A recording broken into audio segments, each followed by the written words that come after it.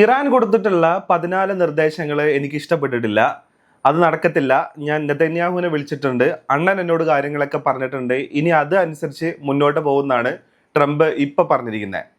Netanyahu ഈ നിർദ്ദേശങ്ങളുടെയൊക്കെ തീരുമാനം വരുന്നതിന്റെ മുന്നേ തന്നെ ഒരു കാര്യം പറഞ്ഞിട്ടുണ്ട്. ഇറാനുമായിട്ടുള്ള യുദ്ധം അവസാനിച്ചിട്ടില്ല, അത് അവസാനിക്കുന്നുമില്ല, ഞങ്ങൾ എല്ലാ ആക്രമണത്തിനും റെഡിയാണെന്ന് നെതന്യാഹു കൂടെ ചെയ്തിട്ടുണ്ട്.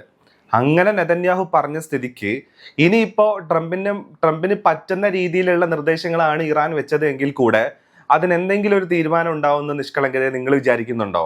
ഇല്ല, അതിനൊരു തീരുമാനവും ഉണ്ടാവില്ല. കാരണം ഇറാനെ അടിക്കുക, ഇറാനില് മാസീവ് ആയിട്ടുള്ള ആക്രമണം നടത്തുക, ലെബനോനിലും അതേപോലെ തന്നെ ഗസയിലും എന്താണ് ചെയ്തുകൊണ്ടിരിക്കുന്നത് ഇസ്രായേല്, അത് തന്നെ ഇറാനിലും ചെയ്യാന്നുള്ളത് തന്നെയാണ് ഇസ്രായേലിന്റെ ലക്ഷ്യം.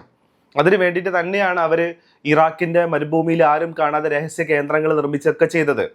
അപ്പോൾ ഇവരെ ഈ വാറിലേക്ക് കൊണ്ടുവരാൻ വേണ്ടിയിട്ട്, കോൺഫ്ലിക്റ്റ് കൂട്ടാൻ വേണ്ടിയിട്ട് ഇസ്രായേലിന്റെ ആക്രമണങ്ങളും ഇതിന്റെ ഇടയ്ക്ക് കൂടെ നടക്കുന്നുണ്ട്. അറിയാത്ത രീതിയിൽ അൺനോൺ ആയിട്ടുള്ള ഒരു വാർഹെഡ് അല്ലെങ്കിൽ അൺനോൺ ആയിട്ടുള്ള ഒരു പ്രൊജക്ടൈല് ഒരു എണ്ണക്കപ്പലിനെ ഹിറ്റ് ചെയ്തിട്ടുണ്ട് എന്ന് പറഞ്ഞിട്ടുള്ള റിപ്പോർട്ടുകളും കൂടെ വരുന്നുണ്ട്. അതെങ്ങനെയാ അൺനോൺ ആയിട്ടുള്ള ഒരു പ്രൊജക്ടൈൽ ഒരു എണ്ണക്കപ്പലിനെ പോയി ഹിറ്റ് ചെയ്യുന്നത്? അപ്പോ അവിടെ മുട്ടനാടുകളെ തമ്മിൽ ഇടിപ്പിച്ച് ആ ചോര കുടിക്കണം, അല്ലെങ്കിൽ അവിടെ കുറച്ചും കൂടെ കയോട്ടിക് ആയിട്ടുള്ള സിറ്റുവേഷൻ ഉണ്ടാക്കണം എന്നുള്ളത് ആഗ്രഹിക്കുന്ന ഒരു ശക്തി അല്ലെങ്കിൽ അതിനെ ലക്ഷ്യം വെക്കുന്ന ഒരാൾ അവിടെ ഉണ്ട് എന്നുള്ളത് നമ്മൾ മനസ്സിലാക്കണമല്ലോ. അപ്പോൾ എങ്ങനെയാണ് ആ സാഹചര്യത്തിൽ ഒരു അൺനോൺ പ്രൊജക്റ്റായിൽ ഒരു എണ്ണ ടാങ്കറിനെ ഹിറ്റ് ചെയ്തു എന്ന് പറയുന്ന വാർത്തകൾ പുറത്തോട്ട് വരുന്നത്? ആരായിരിക്കും അത് ചെയ്തിട്ടുണ്ടാവുക? അപ്പോൾ ഈ 14 ഇനം നിർദ്ദേശങ്ങൾ ഇറാൻ വെക്കുന്ന സമയത്ത് തന്നെ ഇറാൻ അതിൽ വലിയ പ്രതീക്ഷകളോ ശുഭപ്രതീക്ഷകളോ വെക്കുന്ന രീതിയിലുള്ള റിപ്പോർട്ടുകളൊന്നും ഇറാനിന് വന്നിട്ടില്ല. കാരണം അറിയാം എന്താണ് അൾട്ടിമേറ്റ് ലക്ഷ്യം, എന്താണ് ഇവർ ഉദ്ദേശിക്കുന്നത് എന്നുള്ളത് നന്നായിട്ട് അറിയാം. കാരണം ഇറാന്റെ കയ്യിലുള്ള യുറേനിയം അവിടെ ഉള്ളത് കൊണ്ട് തന്നെ ഇരിക്കപ്പുറതി ഇല്ലാത്തൊരവസ്ഥയിലാണ് ഇസ്രായേൽ എന്നുള്ളതാണ്. അതിനൊരു അന്ത്യം വരുത്തണം എന്നുണ്ടെങ്കിൽ ഇറാൻ എന്ന് പറയുന്ന രാജ്യം ഇല്ലാതാവണം എന്നുള്ളതാണ്.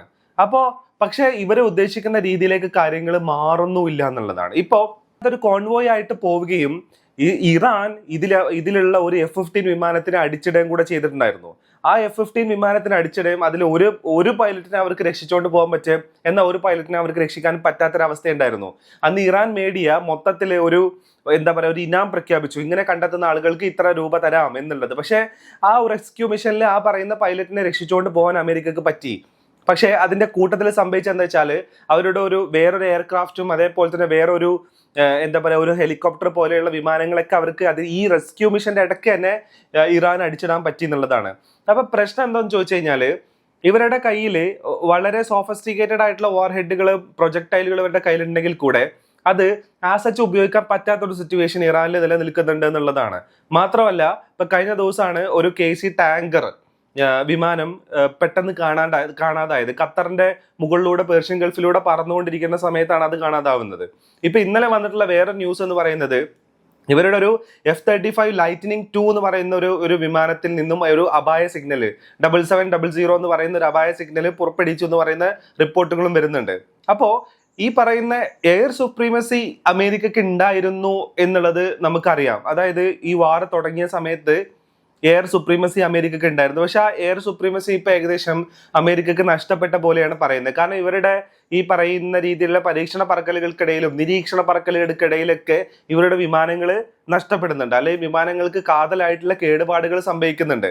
ഇനി അതിന്റെ കൂട്ടത്തിൽ ഇപ്പൊ വേറൊരു ഡെവലപ്മെന്റും കൂടെ സംഭവിക്കുന്നുണ്ട്. അതെന്താന്ന് ചോദിച്ചു കഴിഞ്ഞാല് ഇപ്പൊ കഴിഞ്ഞ ദിവസം ഇമാനുവൽ മക്രോണിന്റെ ഒരു വാർത്താ സമ്മേളനത്തിൽ ഇമാനുവൽ മക്രോൺ പറയുന്ന ഒരു കാര്യം ഉണ്ടായിരുന്നു. അതായത് ഇന്റർനാഷണൽ വാട്ടർ വേ എന്ന് പറയുന്നത് ഫ്രീഡം ഓഫ് മൂവ്മെന്റ് അവിടെ ഉണ്ടായിരിക്കണം, ഫ്രീഡം ഓഫ് ട്രാൻസ്പോർട്ടേഷൻ എന്ന് പറയുന്നത് ഇന്റർനാഷണൽ വാട്ടർ വേയിൽ ഉണ്ടായിരിക്കണം എന്നുള്ളൊരു കാര്യം പറയുന്നുണ്ടായിരുന്നു. അപ്പോൾ ആ ഒരു ഫ്രീഡം കർട്ടൈൽ ചെയ്ത സ്ഥിതിക്ക് ഞങ്ങളുടെ കപ്പലുകളെ എസ്കോർട്ട് ചെയ്യാൻ വേണ്ടിയിട്ട് ഈ പറയുന്ന രീതിയിലുള്ള അവരുടെ പടക്കപ്പലുകൾ ഉപയോഗിക്കും എന്ന് പറയുന്ന ഒരു കാര്യം. അപ്പൊ നിങ്ങളുടെ പടക്കപ്പലുകൾ ഉപയോഗിക്കുന്നുണ്ട് എന്നുള്ള വാർത്ത പുറത്ത് വരുന്നുണ്ടല്ലോ. അതായത് ഫ്രഞ്ചും അതേപോലെ തന്നെ UK കൂടെ കൂടിയിട്ടാണ് ഈ ഒരു റെസ്ക്യൂ മിഷൻ വീണ്ടും സ്റ്റാർട്ട് ചെയ്തിരിക്കുന്നത്. അപ്പൊ അങ്ങനെ ഒരു കാര്യം മുന്നോട്ട് വെക്കുന്ന സമയത്ത് ഇമാനുവൽ മാക്രോണിനോട് ചോദിക്കുന്ന സമയത്ത് ഇപ്പൊ കറന്റ്ലി അങ്ങനെയൊന്നുമില്ല, പക്ഷേ ഈ ഫ്രീഡം ഓഫ് മൂവ്മെന്റിന് വേണ്ടിയിട്ട് ഞങ്ങൾ നിലനിൽക്കും, ഫ്രീഡം ഓഫ് മൂവ്മെന്റിന് വേണ്ടിയിട്ട് ഞങ്ങൾ സാധ്യമായിട്ടുള്ള കാര്യങ്ങളെല്ലാം ചെയ്യും എന്നുള്ളൊരു കാര്യം ഇമാനുവൽ മക്രോൺ പറയുന്നുണ്ട്. അപ്പോ ബാബിൽ മന്ദില് ഇപ്പൊ ഓൾറെഡി ഈ പറയുന്ന ഫ്രാൻസിന്റെയും അതേപോലെ തന്നെ UK ഒക്കെ പടക്കപ്പലുകൾ ഓൾറെഡി ഉണ്ട്. കാരണം ഹൂത്തീസിൽ നിന്നുള്ള പ്രതിരോധത്തിന് വേണ്ടിയിട്ടും ഹൂത്തീസിന്റെ ആക്രമണങ്ങൾ ചെറുക്കാനും വേണ്ടിയിട്ടാണ് ബാബുൽ മന്ദൽ ഈ പറയുന്ന ഫ്രാൻസിന്റെയും അതേപോലെ തന്നെ UK-ന്റെയും പടക്കപ്പലുകൾ ഇപ്പോൾ ഉള്ളത്. അപ്പോൾ അതിൽ നിന്നുള്ള ചില പടക്കപ്പലുകളെ ഹോർമൂസിലേക്ക് ഡയറക്റ്റ് ചെയ്ത് വിടാനുള്ള ശ്രമം UK-യും ഫ്രാൻസും കൂടെ തുടങ്ങിയിട്ടുണ്ട്. അപ്പോൾ ഹോർമൂസിലെ ഇപ്പൊ ഉള്ള മേജർ പ്ലെയർ എന്ന് പറയുന്നത് അമേരിക്കയാണെന്നുണ്ടെങ്കിൽ അതിന്റെ കൂട്ടത്തിലേക്ക് നാറ്റോയിലുള്ള ചില സഖ്യങ്ങളും കൂടെ വന്നു ചേരുന്നു എന്നുള്ള ഒരു കാര്യം കൂടെ നമ്മൾ കാണണം. അപ്പോഴാണ് നമ്മുടെ പ്രധാനമന്ത്രി വേറൊരു കാര്യം പറഞ്ഞത്, അതായത് വർക്ക് ഫ്രം ഹോമിനെ കൂടുതലായിട്ട് നിങ്ങൾ പ്രിഫർ ചെയ്യണം എന്ന് പറയുന്നത്. അതായത് ഇതെല്ലാം ഇൻഡിക്കേറ്റ് ചെയ്യുന്ന ഒരു കാര്യം എന്താ വെച്ച് കഴിഞ്ഞാൽ ഈ പെട്രോളിന്റെ ഡീസലിന്റെ വില ഹൈക്ക് ചെയ്ത് പോകാനുള്ള എല്ലാ സാധ്യതയും നിൽക്കുന്നുണ്ട്. കാരണം ഫ്രാൻസിന്റെയും അതേപോലെ തന്നെ ഈ പറയുന്ന ഫ്രഞ്ചിന്റെ ഒക്കെ പടക്കപ്പലുകൾ ഹോർമൂസിലേക്ക് നീങ്ങുകയാണെന്നുണ്ടെങ്കിൽ ശക്തമായിട്ടുള്ള പ്രതിരോധം ഇറാന്റെ ഭാഗത്ത് നിന്നുണ്ടാവും. അത് ഇറാൻ ഓൾറെഡി പറഞ്ഞിട്ടുമുണ്ട്. ഇപ്പൊ കഴിഞ്ഞ ദിവസം മുസ്തഫ ഖമനേയി IRGCക്ക് ഒരു നിർദ്ദേശം കൂടെ കൊടുത്തിട്ടുണ്ട്. എന്ത് തരത്തിലുള്ള ഇൻവോൾവ്മെന്റ് കണ്ടു കഴിഞ്ഞാലും അതിനെ നിങ്ങൾ ശക്തമായിട്ട് പ്രതിരോധിച്ചു കൊള്ളുക, ശക്തമായിട്ട് തിരിച്ചാക്രമണം നിങ്ങൾ നടത്തിക്കൊള്ളുക എന്ന് പറയുന്ന അനുവാദം കൂടെ IRGCക്ക് ഓൾറെഡി മുസ്തഫ ഖമനേയി കൊടുത്തും കഴിഞ്ഞിട്ടുണ്ട്. അപ്പൊ ഇനി ഫ്രഞ്ച് കപ്പലും അതേപോലെ തന്നെ UK-ന്റെ കപ്പലും ഈ പറയുന്ന ഹോർമൂസിലേക്ക് കടന്നു വരികയാണെന്നുണ്ടെങ്കിൽ അതിനെതിരെ ശക്തമായിട്ടുള്ള പ്രതിരോധം അവിടെ നിലനിൽക്കും എന്നുള്ള കാര്യം ഉറപ്പാണ്.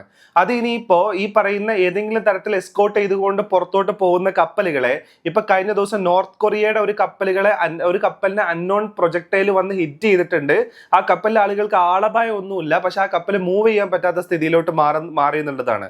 അപ്പൊ നോർത്ത് കൊറിയ ആ ഒരു കാര്യത്തിൽ അന്വേഷണം പ്രഖ്യാപിക്കും കൂടെ ചെയ്തിട്ടുണ്ട്.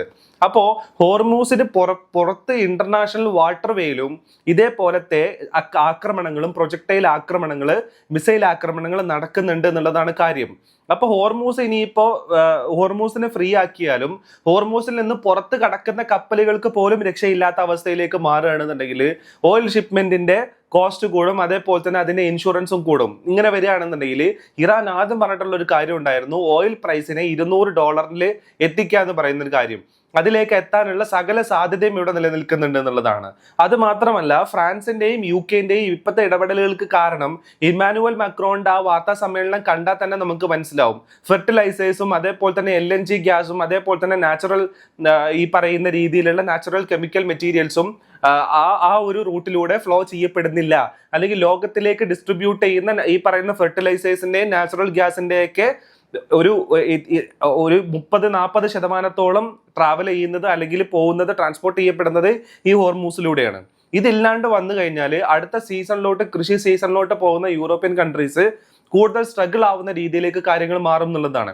ഇതിനെ മുന്നോട്ട് വെച്ചിട്ടും കൂടെയാണ് ഇങ്ങനെ ഒരു മൂവ്മെന്റിലോട്ട് അവർ വരുന്നത്. പക്ഷേ അതിന്റെ റിട്ടാലിയേഷൻ എന്ന് പറയുന്നത് വളരെ ഹെവി ആയിരിക്കും എന്നുള്ളത് ഓൾറെഡി ഈ പറയുന്ന ഡിഫൻസ് മിനിസ്റ്റർ, ഇറാന്റെ ഡിഫൻസ് മിനിസ്റ്റർ അത് പറഞ്ഞിട്ട് കൂടെയുണ്ട്. അതിന്റെ ഹെവിനെസ് എത്രത്തോളം ആയിരിക്കും എന്നുള്ളത് പല രീതിയിൽ ഇറാൻ കാണിക്കുന്നുണ്ട്. കാരണം അമേരിക്കയുടെ പല ഫൈറ്റർ ജെറ്റുകൾ കാണാതാവുന്നുണ്ട്, അമേരിക്കയ്ക്ക് തിരിച്ചടികൾ നല്ല രീതിയിൽ കിട്ടുന്നുണ്ട്. മാത്രമല്ല ഇതിന്റെ കൂട്ടത്തില് ഖത്തർ, UAE, കുവൈത്ത്, ബഹ്റൈൻ പോലെയുള്ള രാജ്യങ്ങൾ കൂടുതൽ സ്ട്രഗിൾ ആവുന്ന രീതിയിലേക്കും കൂടെ മാറും. കാരണം അമേരിക്കയുടെ അലയായിട്ട്, അതായത് അമേരിക്കയുടെ കൂടെ ഇസ്രായേലിന്റെയും അമേരിക്കയും കൂടെ നിൽക്കുന്ന അലൈ രാജ്യങ്ങളും കൂടുതൽ പേടിക്കണം എന്നുള്ള ഒരു പ്രസ്താവന 3 ദിവസങ്ങൾക്ക് മുന്നേ ഇറാനിൽ നിന്നും കൂടെ വന്നിട്ടുണ്ട്. അപ്പൊ ഏതെങ്കിലും തരത്തിൽ ഇറാന്റെ ബ്ലോക്കേഡിനെതിരെയോ അല്ലെങ്കിൽ ഇറാൻ കപ്പലുകൾക്കെതിരെയോ ആക്രമണം ഉണ്ടായി കഴിഞ്ഞാൽ ഈ പറയുന്ന ഫ്രഞ്ച് UK കപ്പലുകൾക്കും അമേരിക്കൻ കപ്പലുകൾക്കും നേരെ മാത്രമായിരിക്കത്തില്ല ഇറാന്റെ ആക്രമണം ഉണ്ടാവുക. പകരം ഈ പറയുന്ന മിഡിൽ ഈസ്റ്റിലെ ഈ അമേരിക്കൻ അലയായിട്ട് നിൽക്കുന്ന രാജ്യങ്ങൾക്ക് മേലെ കൂടെ ഇത്തരത്തിലുള്ള ആക്രമണങ്ങൾ നിലനിൽക്കും എന്നുള്ളതും കൂടെ ഇതിന്റെ കൂട്ടത്തിൽ നമ്മൾ കാണേണ്ടതായിട്ടുള്ള ഒരു കാര്യമാണ്.